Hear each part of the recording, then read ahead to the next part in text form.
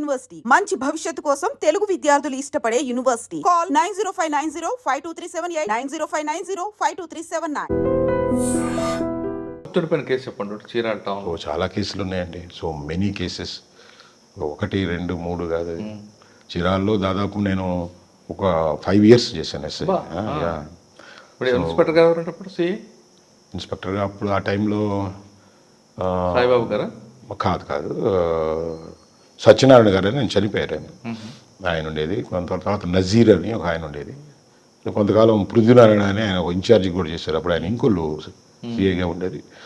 ఒక 2 నెలలు 3 నెలలు కూడా మాకు అప్పుడప్పుడు ఆయన చీరాల లేనప్పుడు ఇంకొల్లులో పృథ్వీనారాయణ చాలా.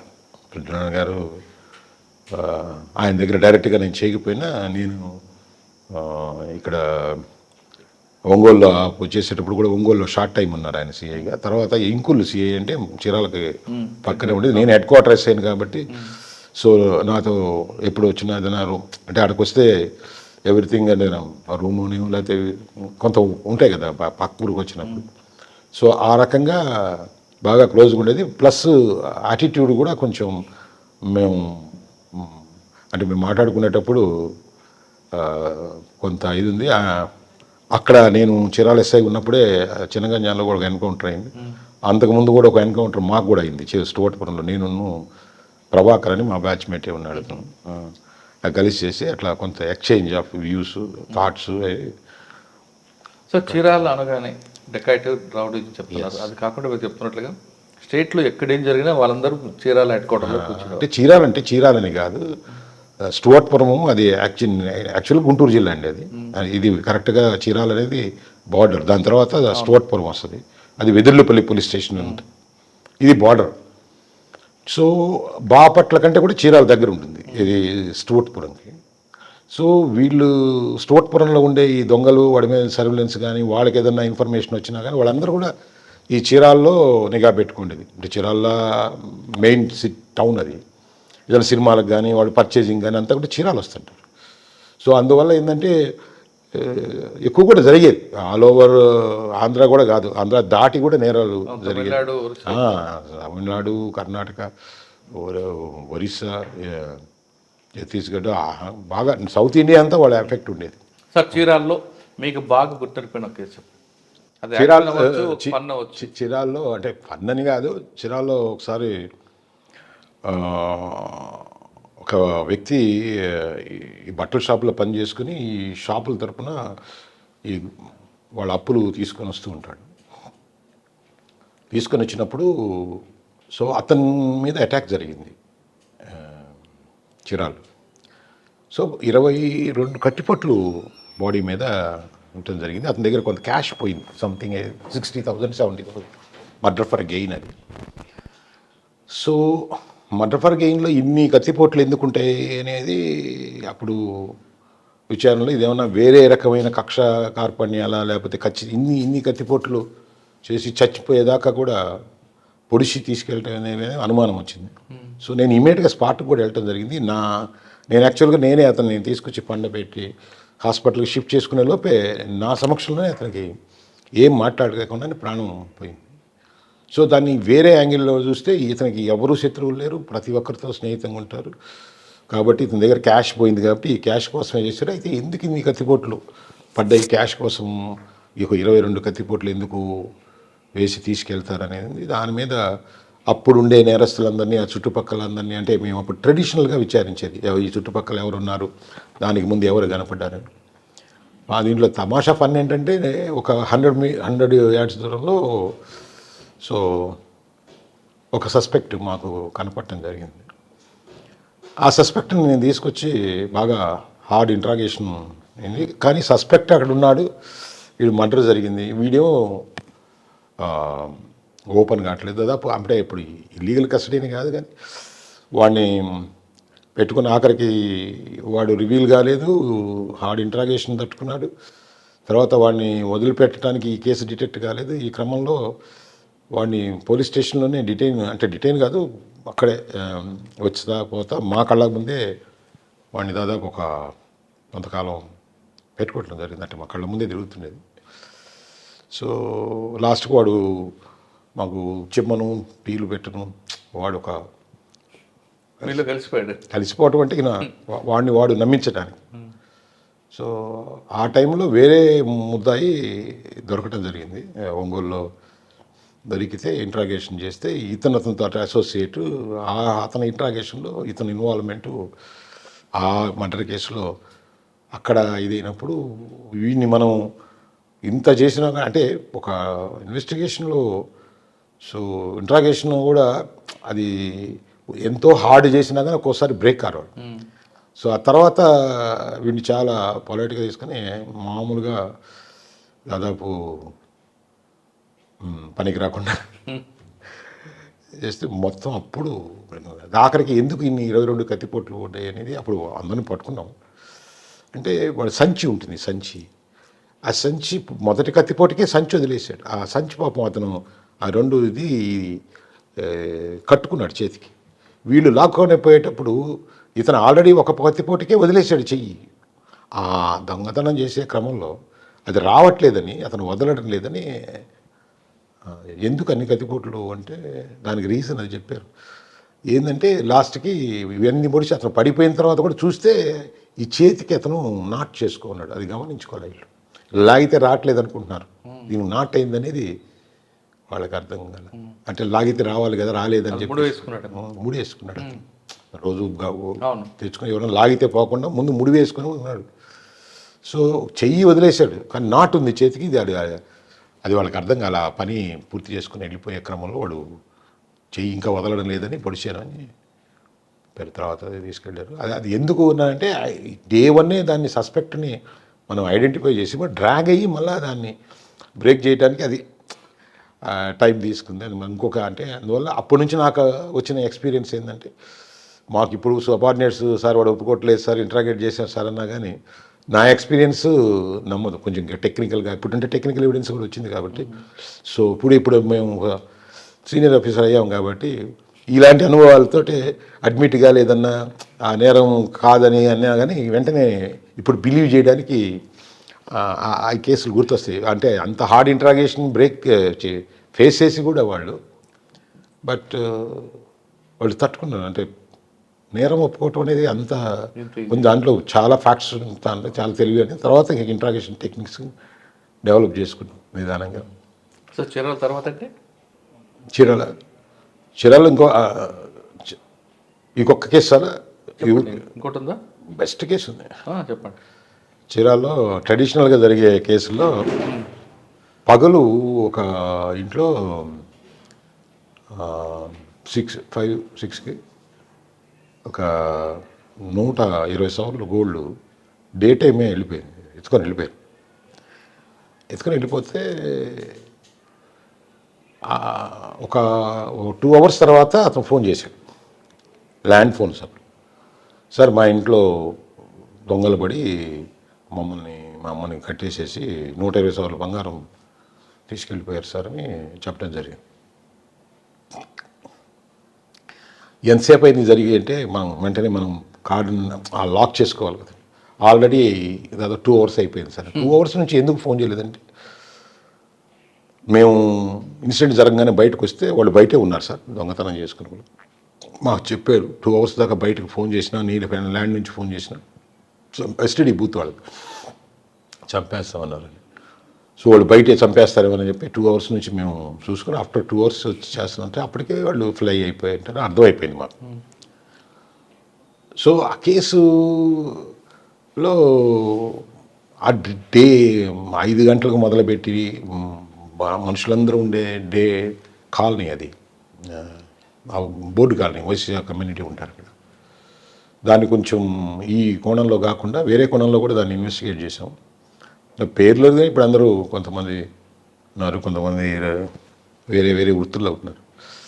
దానికి రీజన్ తెలిస్తే వాళ్ళకి ఏదో డబ్బు అవసరమయ్యి ఎవరి దగ్గర డబ్బు ఉందని అక్కడ ఒక నేరం చేసి అక్కడ షెల్టర్ తీసుకొని ఆ ఎక్స్పెన్సెస్కి డబ్బులు లేవని చెప్పేసి వీళ్ళు రోజు ఆడ ఎస్టీడీ బూత్లో ఉంచి ఆ కేసు గురించి, ఒంగోలులో జరిగిన కేసు గురించి వీళ్ళు మాట్లాడుకుంటూ, సో డబ్బులు లేవు మనకి, రావాల్సిన డబ్బు అందలేదని చెప్పేసి వీళ్ళ దగ్గర ఉందనే క్రమంలో ఇది చేయటం జరిగింది. ఈ కేసు అది ఎంత కష్టంగా అది అంటే అది ఇన్వెస్టిగేషన్ అది ఎలా బయటకు వచ్చిందంటే, ఈ నేరం జరగక ముందు అక్కడ గేట్ ఉంటుంది, ఒక చిన్న గేట్. ఆ గేట్ దగ్గర ఒక టీ కొట్టు ఉంటుంది.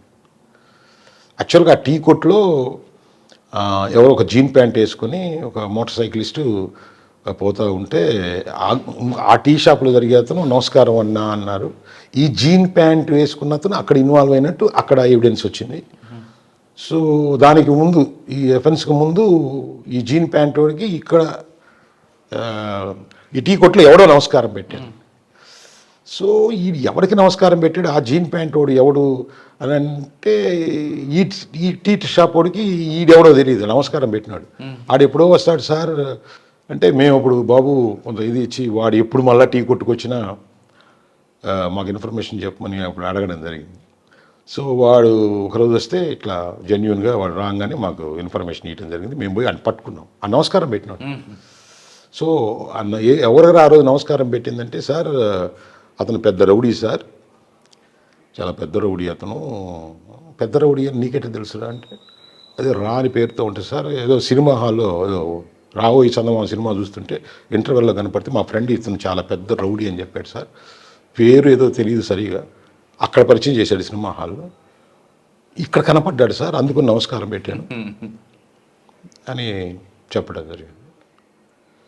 సో ఎవరో రౌడీ దీంట్లో ఇన్వాల్వ్ అయ్యారు అంటే, అఫెన్స్ ఏమో డెకాయిటీ, రాబరీ, అదే డెకాయిటీలే. కానీ చేసేదేమో ఇప్పుడు రౌడీ అంటే రౌడీయిజం చేయకుండా ఈ రౌడీకి దీనికి ఏంటి లింక్ అని చెప్పి ఆ కోణంలో మళ్ళీ ఆ ఇన్వెస్టిగేషన్ ట్రెడిషనల్గా తీసుకెళ్ళి ఇతను ఏదో రా అనే ఒక అక్షరం చెప్పాడు. దానికి సంబంధించిన వాళ్ళని లిస్ట్ అవుట్ చేసి వాళ్ళ మూమెంట్స్ అంతా తీసి ఊర్లో ఉన్నారా లేదని లాస్ట్కి ఆ కేసుని క్రాక్ చేసాం. క్రాక్ చేసినప్పుడు ఇదంతా ట్రెడిషనల్గా క్రాక్ చేసినప్పుడు మొత్తం ఒక 5 మంది వ్యక్తులు దాంట్లో ఉన్నారు. అందరినీ అరెస్ట్ చేసి అంతా రౌడీలు చేశారు. ఒక్క దొంగ, 4 రౌడీలు ఒక్క దొంగని ఇన్వాల్వ్ చేశారు.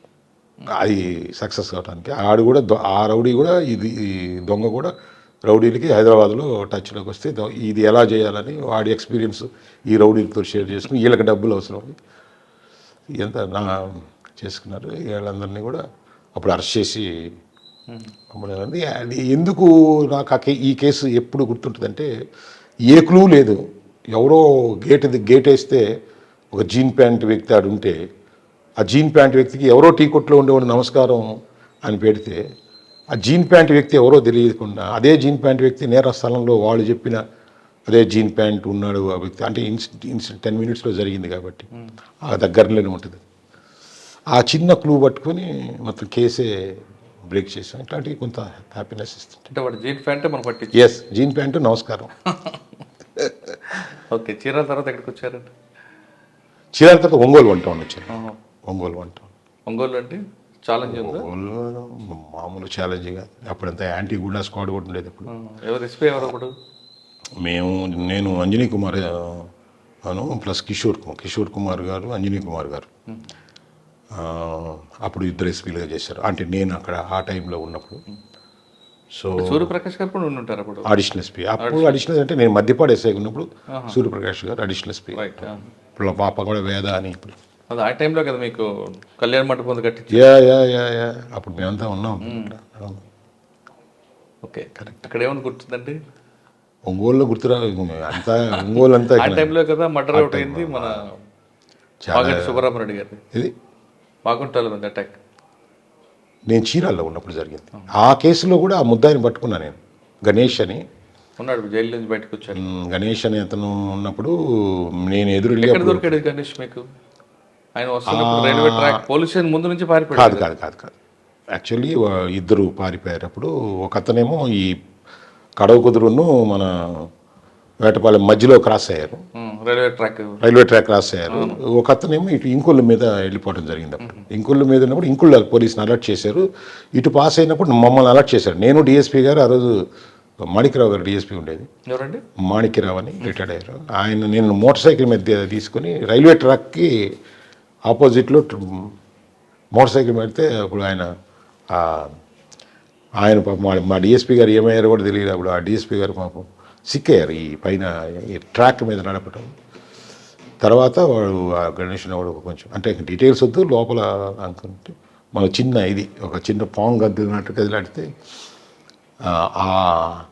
ఆ కదలికని బట్టి మేము వెపన్ ఉండింది కాబట్టి మేము వెపన్ పట్టుకుని అక్కడే స్పాట్లోనే దొరికాడు. అప్పుడు సత్యనారాయణ అని సిఐ గారు ఉన్నారు చీరాలకి. సో పట్టుకుంది మేమే. తర్వాత ఇంకా అందరూ జాయిన్ అయ్యారు. పట్టుకుని ఆ స్పాట్లోనే ఇంటరాగేట్ చేసాం. అప్పుడు మాగుండు సుబ్బరామరెడ్డి మర్డర్ కేసు ఎప్పుడు గుర్తుంటుంది నాకు. సార్ మీకు ఒంగోలులో బాగా గుర్తుండిపోయింది సార్ కొంచెం? ఒంగోలు బాగా గుర్తుండిపోయింది. చాలా రౌడీ. ఒంగోలులో నేనున్నప్పుడు చాలా హార్డ్ ఉండేదండి. ఇప్పుడు నేను అంతకుముందు మద్దిపాడు నాగులపురపాడు చేసినప్పుడు 92 to 95 ఆ ప్రాంతాల్లో అక్కడే ఉన్నాను నేను. సో ఒంగోలు అప్పుడే చాలా రౌడీజం ఎక్కువగా ఉన్నప్పుడు కూడా మేమందరం ఏది జరిగినా కానీ ఆ ఒంగోలుకు పోవటం, ఆ బందోబస్తు, ఏదో కరెంటు పోతే మర్డర్ అనేది ఇవన్నీ కూడా ఎక్స్పీరియన్స్ అయ్యి ఉన్నాం. ఎక్కువ నెల్లూరు బస్ స్టాండ్ దగ్గర ఎందుకు ఉంటాయండి అక్కడ రౌడీజం? లేలే అప్పుడు ఏమైందంటే కొంత వ్యక్తిగతమైనవి, కొంత ఏమో అప్పుడు కాస్ట్ పరంగా కూడా కొంత రౌడీజం పెరిగింది.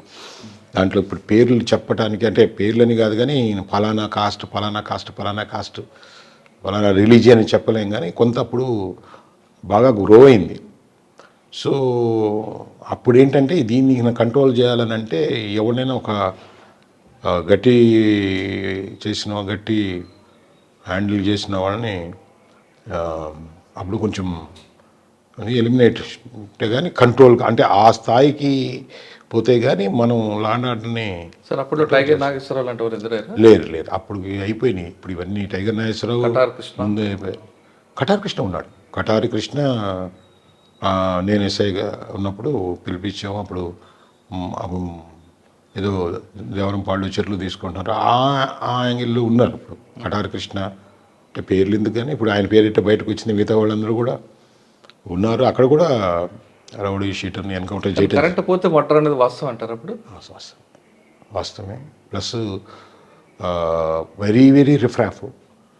సో మర్డర్ అయిన తర్వాత కూడా అది ఏం జరిగింది ఎంత దీంట్లో అంటే చాలా చిల్లరికి అది ఆ టైంలో మేము కూడా విన్నది, మాకు ఎక్స్పీరియన్స్ ఉన్నది కూడా బిర్యానీకిను ఒక వాటర్ బాటిల్కి కూడా మర్డర్ యాక్సెప్ట్ చేస్తారు తెలియని ఉండేది. తర్వాత మేము ఉన్నప్పుడు కూడా రౌడీజం ఉండేది, హైలోనే ఉండేది, అండర్ కరెంట్లో ఉండేది. కానీ అది బయటకు చెప్పుకోవడానికి భయపడుతుండేది. కొంచెం పోలీసు చాలా యాక్టివ్గా ఉండేది. డెఫినెట్గా మేము యాక్టివ్గా ఉండేది. ఐడెంటిఫై చేసి కొంచెం చిన్న రూమర్ వచ్చినా కానీ దాని మీద ఉక్కుపాదం అయితే మేము సార్ రౌడీలు ఐడెంటిఫై చేశారు. ఆపాం కూడా. ఎన్కౌంటర్ కూడా జరిగింది. ఎన్కౌంటర్ జరిగిన తర్వాత కూడా అంటే ఎన్కౌంటర్ దాకా పోతుంది అని అంటే ఎన్కౌంటర్ కూడా పోయిందాము అంటే ఆ ఫియర్ అనేది క్రియేట్ చేసాం. ఒక అంటే పోలీసు ఏ ఎక్స్టెంట్కి పోతున్నారు రౌడీజం మీద అనేది. సో ఏదో ఒక బౌండ్ ఓవర్ చేసో లేకపోతే ఏదో ఈ కౌన్సిలింగ్తోనే ఆగితేనో వీటన్నిటికీ లాయర్లను ఏదైనా ఉంటుంది, బోల్డ్ మంది సపోర్ట్ వస్తూ ఉంటారు. అఫెన్స్లు దారుణంగా ఉండేది. అవి నేను కెమెరా ముందు కొన్ని విషయాలు చెప్పలేను. అంటే అవి చెప్పడానికి కూడా అంత క్రూయల్గా ఉంటాయి. ఇది ఆ యాక్ట్స్ అంత కొన్ని ఏంటంటే మనకే అది ఎలా చెప్పాలంటే వేళ్ళుగా ఉంటుందండి లోపల. పోలీస్ ఆఫీసర్కి ఇన్ఫర్మేషన్ రాదు, పోలీస్ ఆఫీసర్ని బిలీవ్ చేయరు. ఎందుకంటే మనం వస్తాము కొంత భరోసా మనం ఇచ్చిన నేనున్నానని ప్రజల్లో ఏమనిపిస్తుంది అంటే ఉంటాడు ఈయన గట్టోడే, 1 year ఉంటాడో 2 years ఉంటాడో, ఈయన ఉన్నంత వరకు ఓకే, ట్రాన్స్ఫర్ అయిపోతారు. అప్పుడు ఎవరు ఆ బెదిరింపు కూడా అట్లే ఉండేది. ఈయన ఉన్నంత వరకు ఓకే, ఈయన పోయిన తర్వాత చూసుకున్నా అని అంటే. సో ఆ భయం కూడా జనాల్లో ఉండేది. ఒక పొలిటీషియన్ని జైలుకి తీసుకొచ్చి కొడితే ఇది లోపల ఏదో విజిటింగ్కి ఏదో పోతారు కదా, ఆ టైంలో లోపలుండి కొడితే మొహం అంతా పగిలిపోతే అతను కౌన్సిలర్ ఏంటి ఆ దెబ్బలని ఒక రూమర్ వస్తే నన్ను పలానా రౌడీ షీటర్ కొట్టాడని చెప్పడానికి ఒక పొలిటీషియన్కే ధైర్యం ఉండదు. పబ్లిక్ ఏముంటుంది? పబ్లిక్ది మనం తెలుసుకోవాలా. ఒక ఇన్సిడెంట్ అయితే ఒకరిని మొత్తం పెట్రోల్ పోసేసేసి కత్తితో చచ్చిపోతావా, పొడిస్తే చచ్చిపోతావా అంటే చావు చాయిస్ ఇస్తున్నారు. చావుని చాయిస్, నువ్వు ఎలా చచ్చిపోతావు, హ్యాంగ్ చేయమంటారా, స్ట్రాంగులేషన్ చేసేదా, కిరసనాలు పూసి తగలేసేదా, పొడిచేసి నీ చావు నువ్వు ఎలా కోరుకుంటున్నావు? చావు కన్ఫర్మ్, చాయిస్ ఏది, ఏం కావాలా? ఈ థ్రెట్లో పెట్టి వీళ్ళకి ఇది చేసి ఒక మనిషి పోయి చూపించి బెదిరించి ఇట్లా అప్పుడు ఫోన్స్ వచ్చినాయి కూడా, కొంచెం టెలిఫోన్స్ కూడా అందుబాటుకు వచ్చినాయి, సెల్ ఫోన్లో బెదిరించి ఇంకొక మనిషి పోయి అక్కడ బంగారం వాళ్ళ భార్య దగ్గర డెలివరీ చేయించి, కొన్ని విషయాలు నేను చెప్పకూడదు, భర్త చేతనే వాడికి యాక్సెప్ట్ చేయించుకొని వీడి సాగు దగ్గరుండి కోఆపరేట్ చేయని భార్యకి భర్తే చెప్పించి వీడి సాగు గ్రిప్లో ఉంటుంది. భర్త మాట విని భార్య ఆ డబ్బు ఆస్తి ఇవ్వడమే కాకుండా శరీరాన్ని కూడా అప్పచెప్పి ఏ పీక్స్ చెప్పండి. ఎందుకంటే అంత అంత ప్యానిక్ చేశాడా? అంటే దీంట్లో ఎట్లా ఉంటుందంటే అండి, ఇప్పుడు అది ఆల్రెడీ స్టార్ట్ అయ్యింది ఇక్కడ కాదు, చాలా దగ్గర స్టార్ట్ అయింది. కొంత అప్పుడు గుంటూరును విజయవాడ పరిసరాల్లో ఈ ఒంగోలు వాళ్ళని ఎక్కువ వాడుకున్నారు. ఇప్పుడు చిన్న చిన్న బాంబులు ఇవి పెట్టుకోవటం ఆ ఒంగోలు అంటే ఇప్పుడు నేను అక్కడికి పోవాలి పాత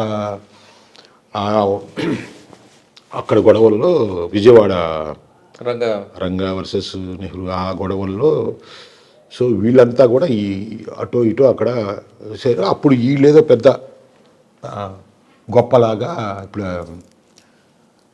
ఫీల్ అయ్యి వీళ్ళని అక్కడ వాళ్ళతో జాయిన్ అయ్యి కొంత వాళ్ళ ఎక్స్పీరియన్స్ అయ్యి వచ్చి సో వీళ్ళకు ఒక ఫేమ్ వచ్చి సో వీళ్ళు హైర్డ్లో ఇన్వాల్వ్ అయిపోవటం, ఏది ఎవడన్నా హైర్డ్ మర్డర్స్ వాటిల్లో ఇన్వాల్వ్ అవటం, సో పేమెంట్కి చేయటం అట్లాంటివి జరిగినాయి కదా ఒంగోలు, మేము ఉన్నప్పుడే జరిగినాయి అవి. సార్ భర్త భార్యని కావాలి నేను ఆ కేసులు అంటే వాళ్ళ వ్యక్తిగత విషయాలన్నీ కూడా ఇంటర్వ్యూలో పేర్లతో బయటకు రావటం పేర్లు అవసరం లేదు.